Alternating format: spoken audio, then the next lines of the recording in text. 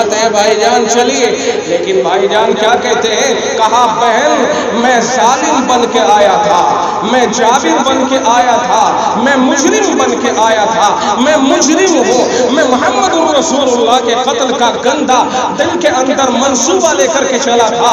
آج جب میں محمد رسول اللہ کی سامنے حاضر ہوں تو اس حال میں حاضر ہونا چاہتا ہوں کہ چونکہ میں نے جرم کیا، میں نے گندا ارادہ کیا، میرے ہاتھوں کو باندھا جائے اور میرے ہاتھوں کو باندھ کر مجرموں کے انداز میں محمد رسول اللہ کی عدالت میں پیش کیا جائے۔ چنانچہ بہن نے اپنے دوپٹے سے بھائی کے ہاتھ کو باندھا اور اس طرح سے لے کر کے جناب محمد رسول اللہ کی خدمت میں حاضر ہوئی ہے۔ آپ سیرت کی کتابیں اٹھائیے اور پڑھ کے دیکھیے، آپ کو یہ واقعہ بڑا تفصیل کے ساتھ ملے گا کہ بھائی جان کو بہن لے کر کے جا رہی ہے اس شان کے ساتھ کہ آگے بہن ہے، بہنوئی ہے، سعید ابن العاص خطاب کا بیٹا عمر ہے اور ان کے استاد حضرت ان کے استاد ہیں جو ان کو قرآن کریم اس وقت میں پڑھا رہے ہیں۔ یہ سارے کے سارے چاروں کا قافلہ جناب محمد رسول اللہ صلی اللہ علیہ وسلم کی خدمت میں حاضر ہوا۔ کہاں ہے جناب محمد رسول اللہ؟ آپ صفا کے قریب دار ارقم کے اندر تشریف فرما ہے۔ آپ دار ارقم میں چند اصحاب کو لیے ہوئے تعلیم اسلام دے رہے ہیں، دروازہ بند ہے۔ یہ خطاب کا بیٹا پہنچتا ہے، درخواست کرتا ہے، دروازے پر دستک دی جاتی ہے، دروازہ کھلتا ہے، جناب محمد رسول اللہ کے پاس جا کے کھڑا ہوتا ہے، گردن جھکا کے عاجزی کے ساتھ کھڑا ہوتا ہے۔ آقا رحمت نے دامن پکڑا اور اس طرح جھٹکتے ہوئے ارشاد فرمایا، یا ابن الخطاب، اور خطاب کے بیٹے کیا تجھے ابھی سمجھ نہیں آئی ہے؟ خطاب کا بیٹا عمر کہتا ہے کہ یا رسول اللہ سمجھ آ چکی ہے، آپ کا دیوانہ بن چکا ہو، آپ کی غلامی کو قبول کرنے کے لیے آیا ہو، آپ کے قدموں کا دیوانہ ہو چکا ہو، آپ کے پیروں کی دھول بننے کے لیے آیا ہو، آپ قبول فرمائیے۔ نبی رحمت صلی اللہ علیہ وسلم روایتوں میں آتا ہے، کتابوں میں لکھا ہے، سیر کی کتابوں میں موجود ہے کہ آقا رحمت نے عمر ابن الخطاب کو تشریف فرما ہے اور اس طرح سے گود میں بٹھا لیا جس طرح سے کسی بچے کو گود میں بٹھایا جاتا ہے، اور بٹھا کے سینے سے لگایا، سینے سے چمٹایا اور زوردار انداز میں اللہ اکبر کہا۔ صحابہ کرام نے بھی اللہ اکبر کہا۔ کہاں پہاڑیاں گونج اٹھی ہے، آواز گونجتے ہی وہ دار الندوہ میں بیٹھے ہوئے زلام، وہ دار الندوہ میں بیٹھے ہوئے جہالا، وہ ابو جہل کی مجلس لگی ہوئی ہے، سمجھ جاتے ہیں انقلاب آ گیا ہے، مسئلے کا حل بجائے نکلنے کے مسئلہ الجھ گیا ہے، فاروق بن جاتا ہے۔ اب خطاب کا بیٹا عام نہیں رہا، دل نہیں بدلا، تلوار لے کے محمد الرسول اللہ کو قتل کرنے نکلتا ہے، دل بدل گیا تو محمد الرسول اللہ کی غلامی اختیار کرتا ہے۔ دل بدلتا ہے، حالات بدلتے ہیں، دل بدلنے کی ضرورت ہے۔ اگر ہمارے دل بدل گئے رب کی قسم کائنات بدل جائے گی۔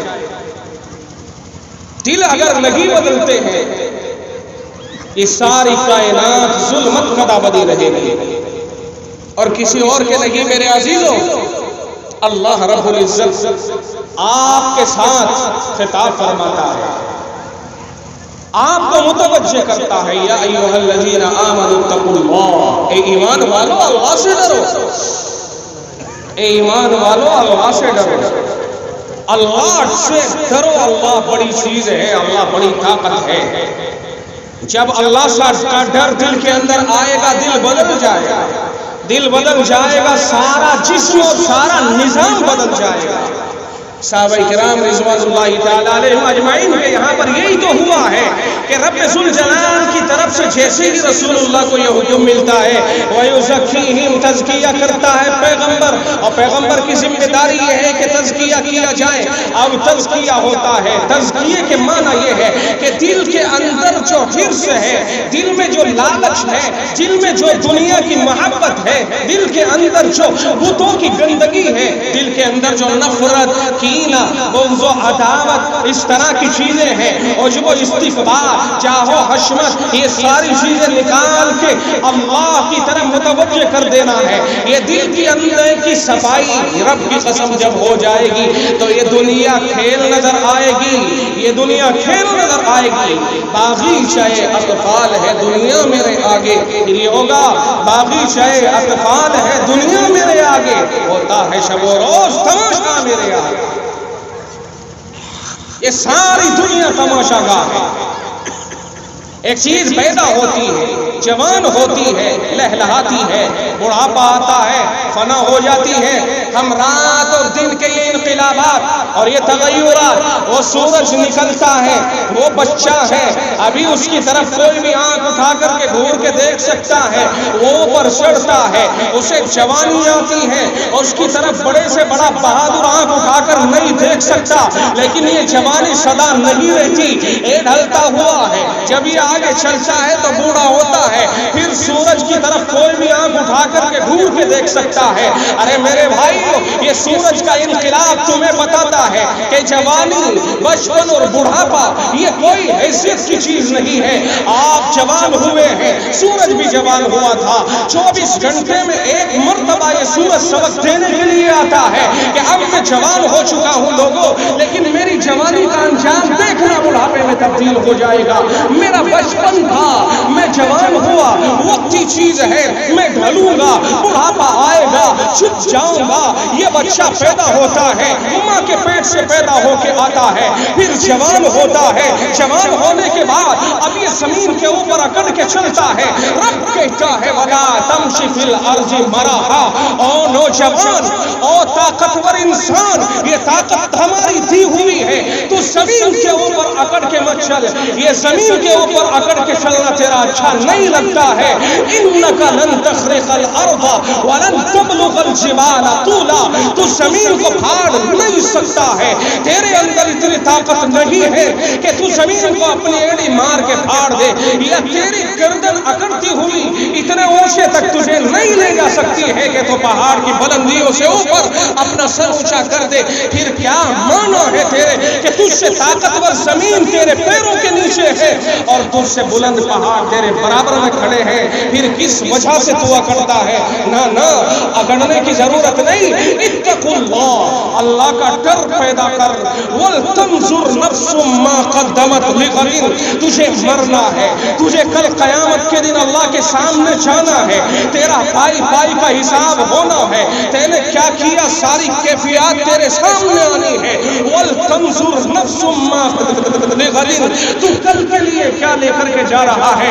کل تجھے جب اللہ کے سامنے پیش کیا جائے گا، فرشتے بھی یوں کہیں گے ھذا ما لدی عتید، مولا کریم یہ ساری زندگی کا اس کا پورا رجسٹر ہے، دفتر ہے، یہ پورا چٹھا ہے، یہ پوری روداد ہے، یہ داستان ہے، یہ ہسٹری ہے، یہ سوتے ہوئے کیا کرتا، بیٹھتے ہوئے کیا کرتا، جاگنے کے بعد کیا کرتا، دوستوں کی مجلس میں بیٹھ کر کے کیا کرتا، تنہائیوں میں کیا کرتا، اہل و عیال کے ساتھ رہتا تو کیا کیفیت ہوا کرتی تھی۔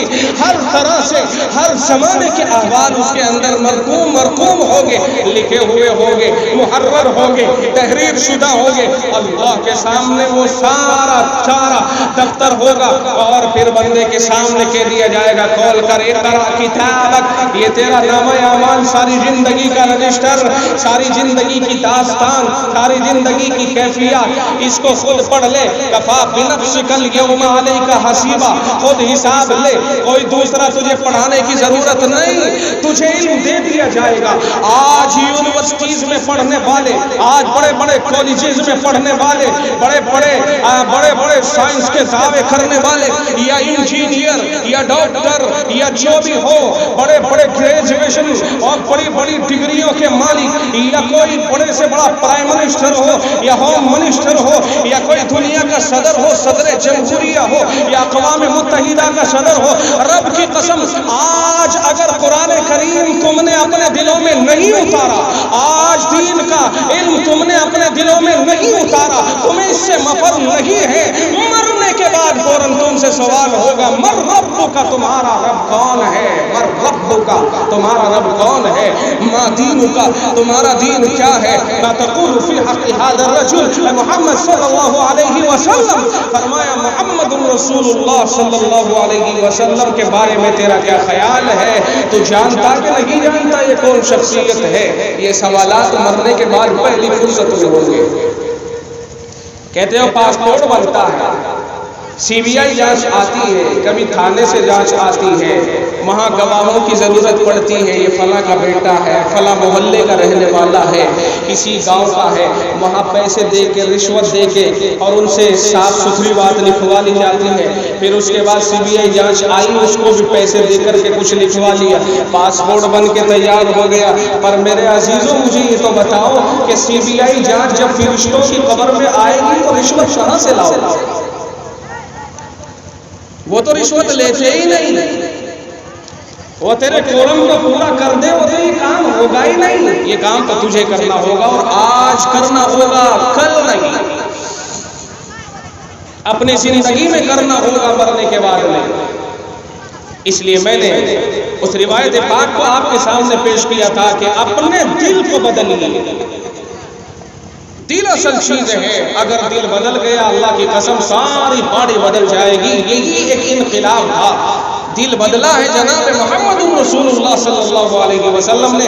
صحابہ کرام، ورنہ آپ اللہ کی قسم آپ غور کر کے دیکھیے، آپ اصحاب پیغمبر صلی اللہ علیہ وسلم کی تاریخ اٹھائیے اور آپ رسول اللہ کے پیغام سے پہلے کے ان کے حالات دیکھیے کہ تمام کے تمام صحابہ الا ماشاء اللہ، صحابی بننے سے پہلے، ایمان لانے سے پہلے، ان کے دل بننے سے پہلے، ان کے دلوں میں انقلاب پیدا ہونے سے پہلے وہ شرابی بھی ہیں، وہ جواری بھی ہیں، وہ ڈاکو بھی ہیں، وہ رہزن بھی ہیں، وہ ساری دنیا کے اندر سب سے زیادہ غیر متمدن بھی ہیں، غیر مہذب بھی ہیں، وہ ساری کی ساری کمزوریاں ان کے اندر ہیں، تہذیب و تمدن سے دور کا بھی کوئی واسطہ ان کا نہیں ہے۔ لیکن اللہ کی قسم جب ان کے سامنے رسول اللہ کا پیغام آیا اور ان کے دلوں کے اوپر محنت ہوتی ہے، اب دل بدلتا ہے۔ کیا خیال ہے؟ قرآن آتا ہے، دل بدلتا ہے، قرآن دل میں اترتا ہے،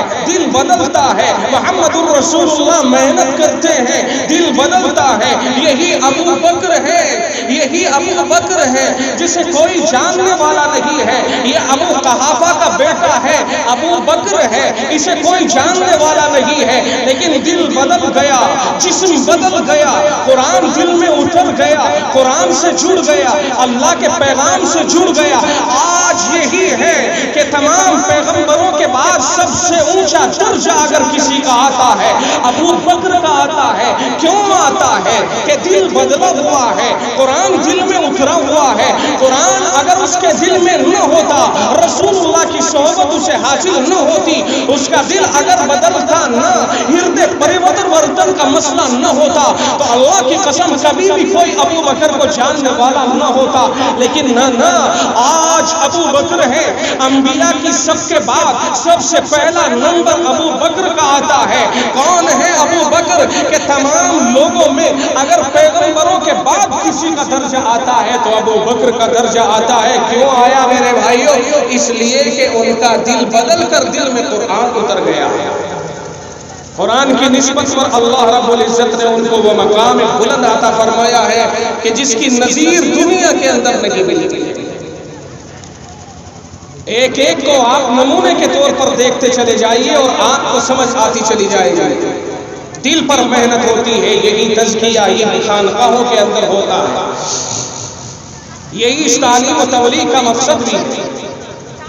یہی میں نے ابھی عرض کیا کہ فاروق اعظم رضی اللہ تعالیٰ عنہ اگر دل نہیں بدلا ہے، تلوار لے کے محمد رسول اللہ کے قتل کو نکل گئے، لیکن اگر دل بدل گیا ہے، آج یہی فاروق ہے جس گلی سے گزرتا ہے شیطان کی جرأت نہیں ہے کہ اس گلی میں قدم رکھے۔ اور جناب محمد رسول اللہ صلی اللہ علیہ وسلم نے ارشاد فرمایا لو کان بعدی نبی لکان عمر، فرمایا اگر میرے بعد کوئی پیغمبر آتا، میرے بعد کوئی نبی آتا، میرے بعد نبوت کا دروازہ کھلا ہوا ہوتا تو عمر ابن الخطاب اللہ کی طرف سے پیغمبر بنا دیا جاتا، لیکن چونکہ پیغمبر تو آخری محمد رسول اللہ صلی اللہ علیہ وسلم ہے، اس لیے عمر کو نبی نہیں بنایا گیا۔ مطلب یہ ہوا کہ عمر کے اندر صلاحیت یہ ہے کہ اگر نبوت مل جائے تو نبوت کو ادا کر دے گا۔ قرآن کریم کے اندر کتنے ہی مقامات وہ آتے ہیں کہ جس میں فاروق اعظم رضی اللہ تعالیٰ عنہ کی رائے کے مطابق قرآن کریم نازل ہوتا ہے۔ بہت سارے مقامات قرآن کریم میں وہ ہیں۔ ایک دن وہ ہے کہ تلوار رسول اللہ کے خلاف جا رہی ہے، دل بدل گیا تو ایک زمانہ وہ آتا ہے کہ زمین کے اوپر بیٹھ کر اگر عمر ایک بات کہتا ہے وہی قرآن کریم بن کر کے اللہ کی طرف سے آتا ہے۔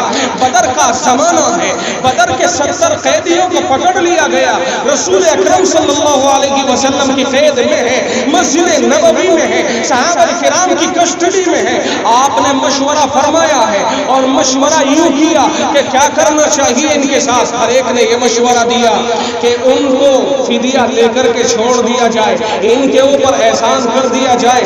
رسول اکرم صلی اللہ علیہ وسلم نے عمر سے بھی پوچھا، عمر تمہاری کیا رائے ہے؟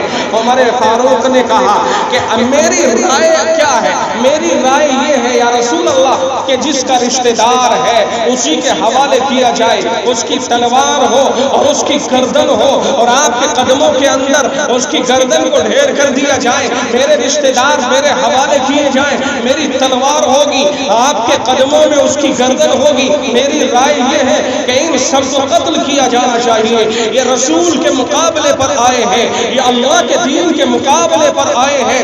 اس دھرتی پر اللہ کا دشمن اور اللہ کے رسول کا دشمن نہیں رہنا چاہیے۔ فاروق کی یہ رائے کیا ہے اتنی پسند آتی ہے، لیکن رسول اکرم صلی اللہ علیہ وسلم نے تو تمام صحابہ کی، اکثر صحابہ کی رائے پر فیصلہ صادر فرمایا اور ان کو فدیہ لے کر کے رہا فرما دیا۔ جبریل امین دوڑتے ہوئے تشریف لاتے ہیں، فدیہ لینے کے بعد، آزاد کر دینے کے بعد جبریل دوڑتے ہوئے تشریف لاتے ہیں۔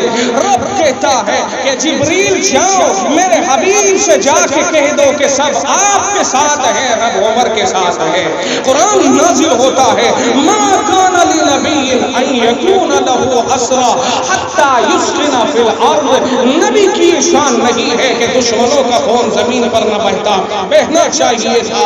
یہ رائے فاروق نے دی ہے، یہ رائے اللہ کو اتنی پسند ہے، اس رائے کے مطابق قرآن کریم نازل ہو جاتا ہے۔ میں عرض کر رہا تھا کہ دل نہیں بدلا تھا تو فاروق کی تلوار رسول اللہ کی گردن کی طرف چلتی ہے، اور دل بدل گیا تو ایک فیصلہ زمین پر کرتے ہیں، وہی فیصلہ اور وہی رائے خدا عرش سے نازل فرماتا ہے۔ دل بدلنے کی بات، اس لیے میرے عزیزوں اپنے دلوں کے اوپر غور کیا جائے۔ آج ہمارے دل کیسے ہو گئے؟ اگر ہمارے دل سدھر جاتے اللہ کی قسم تو ہمارا ہاتھ بھی سدھر جاتا، ہماری آنکھیں بھی سدھر جاتی، ہماری زبان بھی سدھر جاتی، ہماری ٹانگیں بھی سدھر جاتی، ہم ڈکیتی نہ ڈالتے، ہم ڈبہ ماری نہ کرتے، ہم غنڈہ گردی نہ کرتے، ہم رشوت نہ کھاتے، اس زبان کے اوپر حلال کے سوا کچھ نہ جاتا۔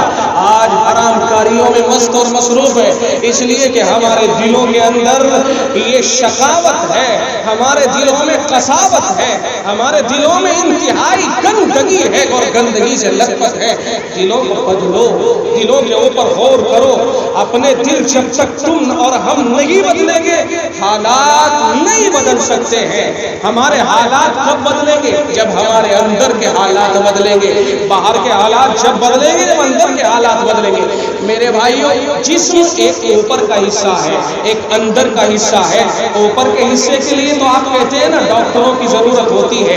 اگر آپ کے جسم کے اوپر زخم آ گیا آپ ڈاکٹر کے جاتے ہیں، آپ کا ہاتھ ٹوٹ گیا آپ ڈاکٹر کے جاتے ہیں، آنکھ ٹوٹ گئی آپ ڈاکٹر کے جاتے ہیں، ٹانگ ٹوٹ گئی ڈاکٹر کے جاتے ہیں۔ آپ اس ظاہری جسم کی اصلاح کے لیے ڈاکٹروں کے پاس جاتے ہو کہ نہیں جاتے ہو؟ ایمانداری سے بتلائیے، آپ جاتے ہو کہ نہیں جاتے ہو؟ کیوں؟ اس لیے کہ اس ظاہر کی حفاظت آپ کی ذمہ داری ہے۔ اگر آپ کا کان محفوظ رہے گا آپ کا سارا جسم سلامت ہے، کان سے متاثر ہوگا سارا جسم۔ اگر سنا سنائی نہیں دیتا سارا جسم پریشان ہے، اگر آنکھوں سے دکھائی نہیں دیتا پورا جسم متاثر ہے، اگر پیروں سے چلا نہیں جاتا پورا جسم متاثر ہے، اگر ہاتھوں سے پکڑا نہیں جاتا پورا جسم متاثر ہے۔ لیکن کیا خیال ہے میرے عزیزوں، ہمارا جسم باہر سے اگر کوئی پریشانی محسوس کرتا ہے، ہم ڈاکٹروں کے یہاں جاتے ہیں اور اگر زیادہ بیمار ہوتے ہیں ڈاکٹر کہتا ہے کہ اس کو بھرتی کیا جائے، اس کو بیڈ کے اوپر کمرے میں لٹھایا جاتا ہے، کبھی کہتا ہے جنرل وارڈ میں نہیں آئی سی یو کے اندر لے جایا جائے، ایمرجنسی میں دیکھا جائے گا، وینٹیلیٹر کے اوپر پہنچا دیا جاتا ہے۔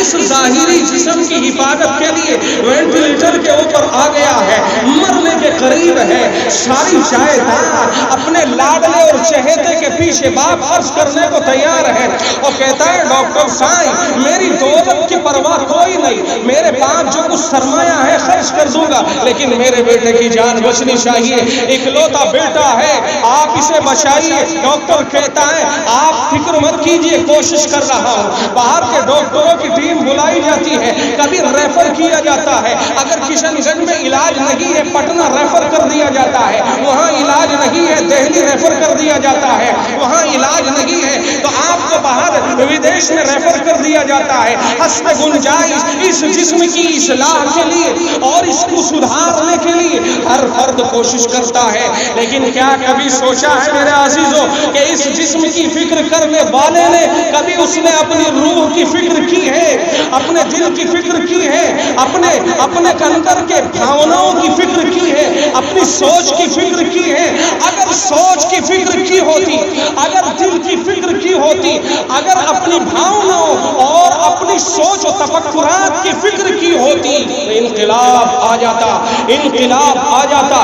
آج یہ رونا نہ رویا جاتا کہ یہ ہو گیا اور وہ ہو گیا، آج یہ رونا نہ رویا جاتا۔ رب کہتا ہے ان الارض یرثها عباد اللہ یرثها عبادی الصالحون، ان الارض للہ یرثها عبادی الصالحون۔ اور لوگوں رب کہتا ہے کوئی اور نہیں، قرآن اٹھائیے، قرآن پڑھیے، اللہ کا کلام آپ کو ملے گا۔ قرآن کہتا ہے ان الارض للہ، یہ زمین اللہ کی ہے، یہ زمین اللہ کی ہے، یہ زمین کس نے بنائی ہے؟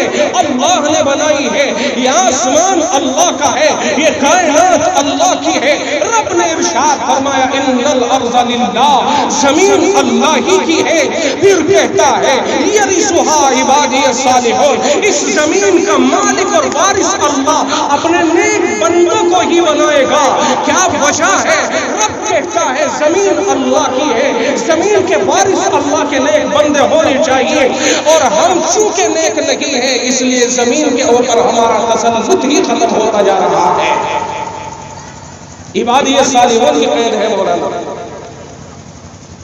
اگر ہم میں صلاح آ جائے، اگر ہمارا دل صاف ستھرا ہو جائے، اگر ہمارا دل پاک ہو جائے، کوئی وجہ نہیں ہے کہ قرآن کا وعدہ پورا نہ ہو۔ قرآن تو یہ کہتا ہے کہ زمین کے اوپر مالک ہی وہ ہوگا جو میرا نیک بندہ ہوگا۔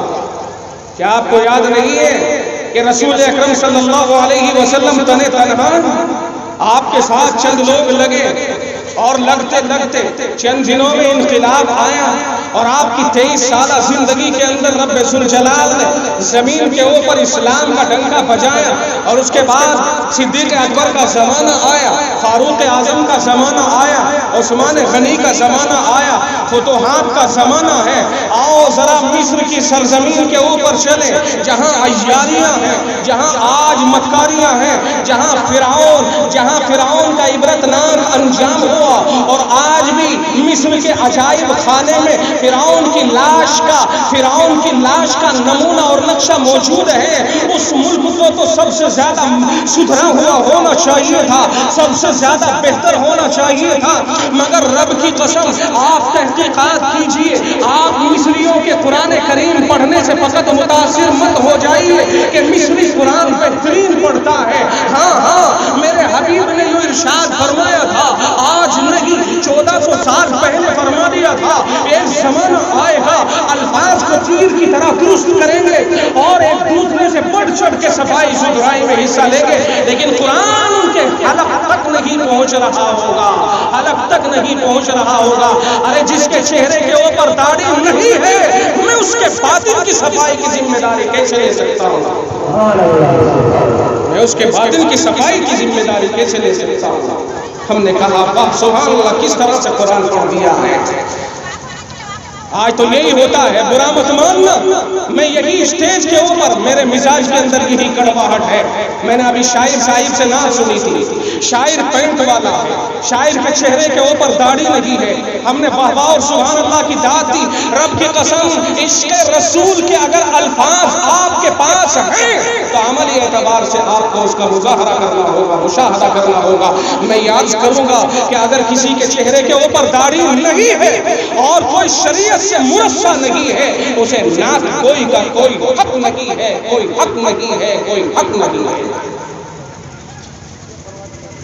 برائی اگر کرنی ہو، گالی اگر دینی ہو تو میرے سامنے دے دینا، برا نہیں مانوں گا. لیکن یہ میرا فرض ہے نہیں علی المنکر. جناب محمد رسول اللہ صلی اللہ علیہ وسلم نے یہ ارشاد فرمایا من رأى منکم منکرا فلیغیرہ بیدہ.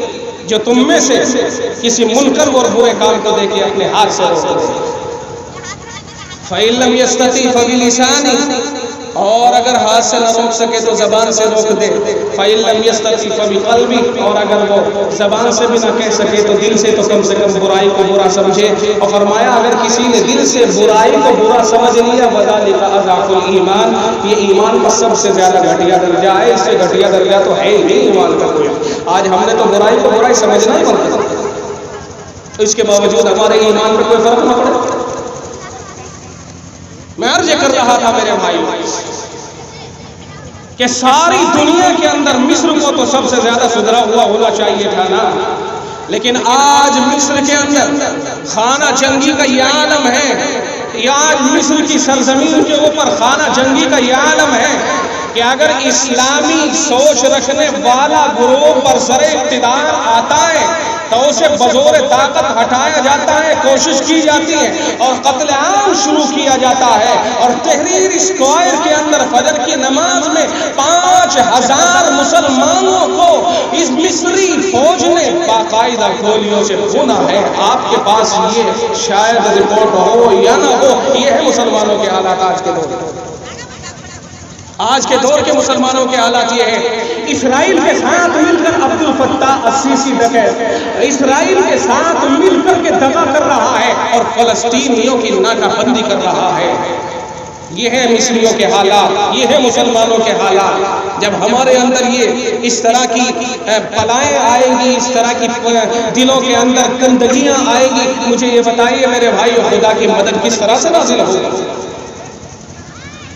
پھر بھی خدا کی نصرت اور خدا کی مدد کے طلبگار. اس لیے غور کرنا ہوگا، ہمیں اپنی کرتوتوں کے اوپر غور کرنا ہوگا. آج ساری دنیا کے اندر ساری دنیا متحد ہے، ساری دنیا متحد ہے. کس کے خلاف؟ آپ کے خلاف، آپ کے خلاف. اور اگر ہم جیسا کوئی ملا جی بولتا ہے تو کہتے ہیں کہ ان ملاؤں کو کیا معلوم، ان سیاست سے کیا لینا دینا. نہ رب کی قسم سیاسی باتیں بالکل نہیں کر رہا ہوں، نہ ہم سیاسی ہیں نہ ہمیں سیاست سے کوئی تعلق ہے. ہاں مگر ہندوستان جمہوری ملک ہے اور جمہوری ملک میں ہر آدمی کا آئینی حق ہے کہ وہ اپنی بات کو کہہ سکے.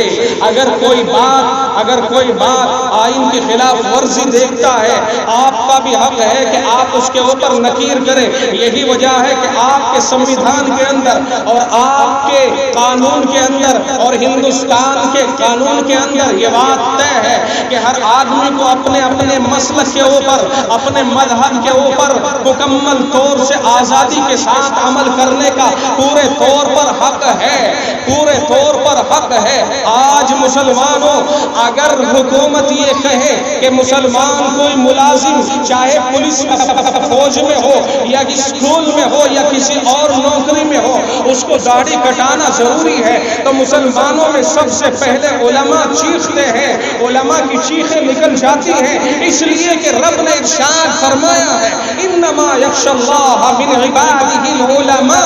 فرمایا کہ اگر اللہ کے بندوں میں کوئی ڈرنے والا صحیح معنی میں ہے تو وہ اللہ کے وہ بندے ڈرنے والے ہیں اللہ سے جو علماء ہیں، اہل علم ہیں. جن کے پاس علم ہے، وہ اس طرح کی چیزوں کے اوپر سب سے پہلے آگے آتے ہیں۔ لیکن مسلمانوں ہمارا حال کیا ہے؟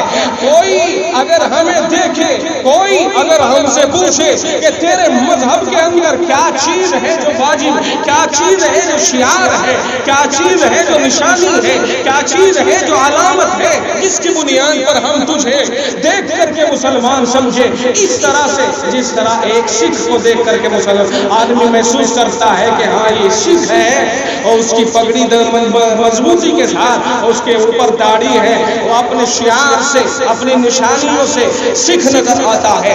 اس طرح میرے مسلمان بھائیوں، کیا ہم بھی مسلمان نظر آ سکتے ہیں؟